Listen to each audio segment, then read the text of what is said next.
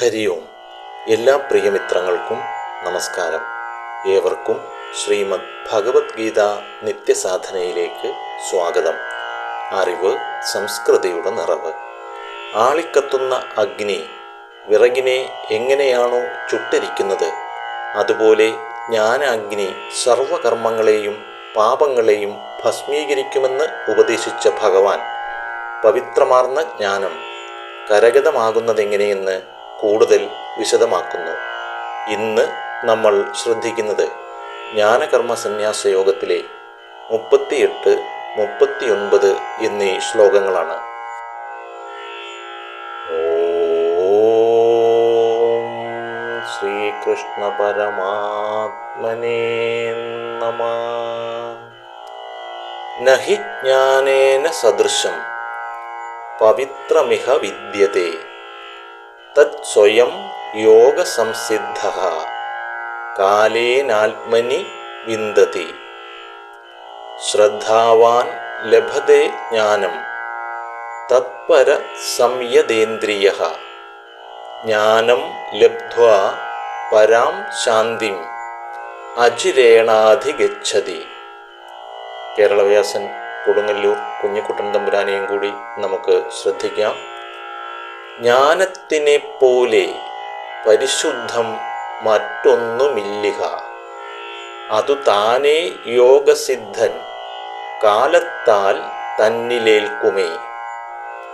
ജ്ഞാനം നേടും ശ്രദ്ധയുള്ളോൻ തൽപരൻ സംയതേന്ദ്രിയൻ.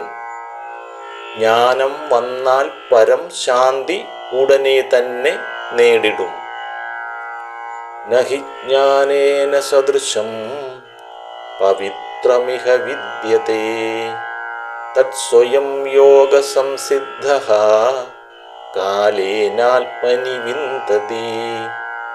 ശ്രദ്ധാവാൻ ലഭതേ ജ്ഞാനം തത്പരഃ സംയതേന്ദ്രിയഃ ജ്ഞാനം ലബ്ധ്വാ പരാം ശാന്തിം അചിരേണാധിഗച്ഛതി.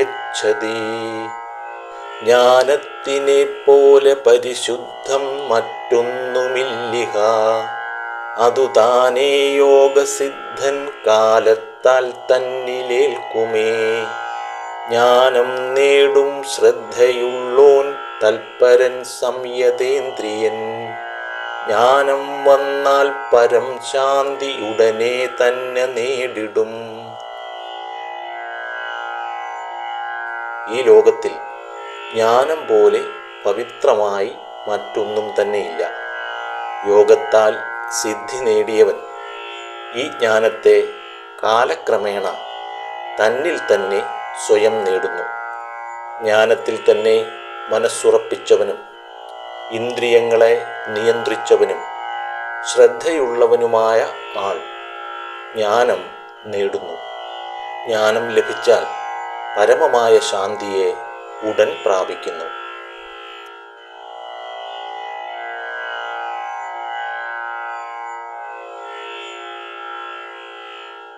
ജ്ഞാനകർമ്മ സന്യാസ യോഗത്തിലെ 33-ാം ശ്ലോകത്തിൽ എല്ലാ യജ്ഞകർമാനുഷ്ഠാനങ്ങളും ജ്ഞാനത്തിൽ പര്യവസാനിക്കുമെന്നും 34-ാം ശ്ലോകത്തിൽ തത്വദർശിയായ ഒരു ഗുരുവിനെ സമീപിച്ച് നമസ്കാരം, ശുശ്രൂഷ എന്നിവയാൽ സംശയനിവൃത്തി വരുത്തി തൻ്റെ കർമ്മമാർഗത്തിൽ മുന്നോട്ടു പോകാനും പാർത്ഥനെ ഉപദേശിച്ച പാർത്ഥസാരഥിയെ ഓർക്കുന്നുണ്ടാവുമല്ലോ. ജ്ഞാനപ്രാപ്തി വന്നു ഭവിക്കുന്നത് ബാഹ്യമായല്ല എന്നും ജ്ഞാനത്തെ ലക്ഷ്യമാക്കിയുള്ള വഴികളിലൂടെ നിഷ്ഠാപൂർവം മുന്നോട്ടു പോകുമ്പോൾ മാത്രം കാലക്രമേണ സ്വയം വന്നു ചേരുന്നതാണെന്നും ഭഗവാൻ വിശദമാക്കുന്നു. ഗുരുപദേശം സ്വീകരിച്ചതുകൊണ്ട് മാത്രം ജ്ഞാനം നേടാൻ കഴിയില്ല എന്നു തന്നെയാണ് ഭഗവാൻ പാർത്ഥനെ ഉപദേശിക്കുന്നത്. ബാഹ്യമായി വന്നു ചേരുന്ന ഒന്നാണ് ജ്ഞാനസിദ്ധിയെങ്കിൽ നിശ്ചയമായും തന്നെ ശരണം പ്രാപിച്ച പാർത്ഥന് ഒരു നിമിഷം കൊണ്ട് ഭഗവാൻ നൽകി അനുഗ്രഹിക്കുമായിരുന്നു. ഗുരുപദേശമനുസരിച്ച് തൻ്റെ സ്വധർമ്മ മാർഗത്തിലൂടെ ആസക്തി ഒട്ടുമില്ലാതെയും ലോകാനുഗ്രഹ ഭാവനയോടും കൂടി മുന്നോട്ടു പോകുമ്പോൾ കർമ്മവാസനകൾ ക്ഷയിക്കുന്നതിനനുസരിച്ച് സ്വയം ഉള്ളിൽ തെളിയുന്നതാണ് പവിത്രമായ ജ്ഞാനം. ബാഹ്യമായ എല്ലാ ഉപാധികളും ജ്ഞാനപ്രാപ്തിയിലേക്കുള്ള മാർഗങ്ങൾ മാത്രമായതിനാൽ തനിക്കനുയോജ്യമായ മാർഗത്തിൽ ലക്ഷ്യത്തിലെത്തും വരെ നിഷ്ഠാപൂർവം സഞ്ചരിക്കുക. ജ്ഞാനസിദ്ധി വന്നു ഭവിക്കാൻ നമുക്കാദ്യം വേണ്ടത് ശ്രദ്ധ എന്ന കഴിവാണ്. തൻ്റെ കർമ്മത്തെ യജ്ഞഭാവനയോടുകൂടി നിർവഹിച്ച് ജ്ഞാനസിദ്ധിയിലേക്കെത്താൻ വേണ്ട ഉപദേശമാണല്ലോ ഗുരുനാഥൻ നൽകി അനുഗ്രഹിക്കുന്നത്. ഗുരുപദേശത്തിലുള്ള അചഞ്ചലമായ അനുസന്ധാനം തന്നെയാണ് ശ്രദ്ധ. ശാസ്ത്രവാക്യങ്ങളുടെയും ഗുരുപദേശത്തിൻ്റെയും പൊരുൾ നേരായ വിധത്തിൽ തിരിച്ചറിയാനുള്ള ബുദ്ധിയുടെ കഴിവാണ് ശ്രദ്ധ. ശാസ്ത്രങ്ങളും ഉപദേശങ്ങളും ലക്ഷ്യമല്ല, മറിച്ച് ലക്ഷ്യത്തിലേക്ക് നയിക്കുന്ന മാർഗങ്ങളാണെന്ന് തിരിച്ചറിഞ്ഞ് പിന്തുടർന്ന് തൻ്റെ മാർഗത്തെ വിധിയാമണ്ണം മുന്നോട്ട് കൊണ്ടുപോകുക. ഗുരുനാഥൻ നൽകിയ ഉപദേശത്തെ വേണ്ടും വിധമല്ല ഗ്രഹിക്കുന്നതെങ്കിൽ ഗുരുനാഥനും ശാസ്ത്രങ്ങൾക്കും യാതൊരു പരിവർത്തനവും നമ്മുടെ ജീവിതത്തിൽ വരുത്താൻ കഴിയില്ലല്ലോ. ജ്ഞാനപ്രാപ്തി ലക്ഷ്യമാക്കി മുന്നോട്ട് പോകുമ്പോൾ താല്പര്യമുണ്ടായിരിക്കണം എന്നാണ് ശ്രദ്ധയെ തുടർന്ന് ഭഗവാൻ ഉപദേശിക്കുന്നത്. നമ്മുടെ മാനസികവും ശാരീരികവുമായ പ്രവർത്തനങ്ങൾ ഗുരുപദേശത്തെ പിന്തുടർന്ന് മുന്നോട്ട് കൊണ്ടുപോകാൻ നമുക്ക് താല്പര്യമുണ്ടായിരിക്കണം. സ്വാർത്ഥ താല്പര്യത്താലോ അഭിനിവേശത്താലോ ഉണ്ടാകുന്ന താല്പര്യം അധികകാലം മുന്നോട്ട് കൊണ്ടുപോകാൻ നമുക്ക് കഴിയില്ലല്ലോ. തനിക്ക് ഉപദേശിക്കപ്പെട്ട മാർഗത്തിൽ താല്പര്യമില്ലാതെ വന്നാൽ മാർഗവും തടസ്സപ്പെടും, ലക്ഷ്യവും അപ്രാപ്യമാകും. ലക്ഷ്യപ്രാപ്തിയിലേക്ക് നയിക്കുന്ന മാർഗങ്ങളെ വ്യതിചലിപ്പിക്കുന്ന വിഷയങ്ങളിൽ നിന്നും ഇന്ദ്രിയങ്ങളെ പിൻവലിച്ച് തനിക്കനുകൂലമാക്കി മാറ്റുന്നതാണ് ഇന്ദ്രിയ സംയമനം. തൻ്റെ ദിനചര്യയിലും ശീലങ്ങളിലും ഇന്ദ്രിയങ്ങളെ നിയന്ത്രണ വിധേയമാക്കി തൻ്റെ മാർഗത്തെ തടസ്സപ്പെടുത്തുന്നവയിൽ നിന്നും പിൻവലിച്ച് കർമ്മജീവിതം നയിക്കുക. തൻ്റെ മാർഗത്തെ വഴിതെറ്റിക്കുന്ന വിഷയങ്ങളിൽ നിന്നും ഇന്ദ്രിയങ്ങളെ മുക്തമാക്കിയില്ലെങ്കിൽ ഗുരുകടാക്ഷത്താൽ ലഭ്യമായ ഉപദേശം ലക്ഷ്യപ്രാപ്തിക്കുപകരിക്കുമെന്ന് ചിന്തിക്കേണ്ടതുണ്ടോ?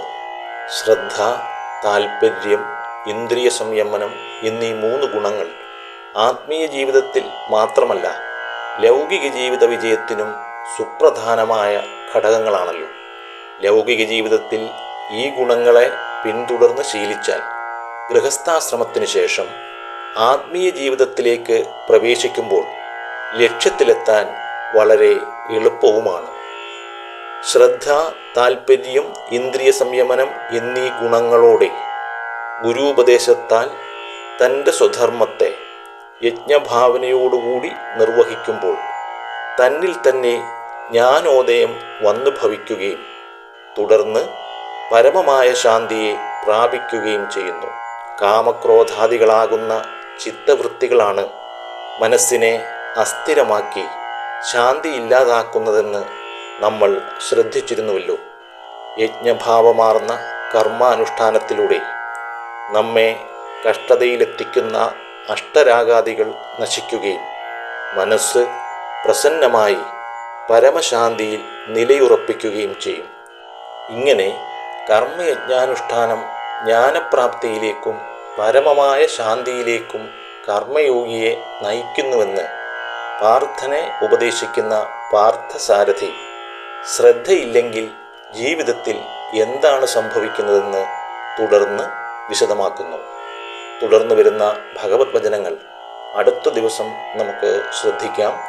എല്ലാ പ്രിയമിത്രങ്ങൾക്കും നന്ദി, നമസ്കാരം. ഹരി ഓം.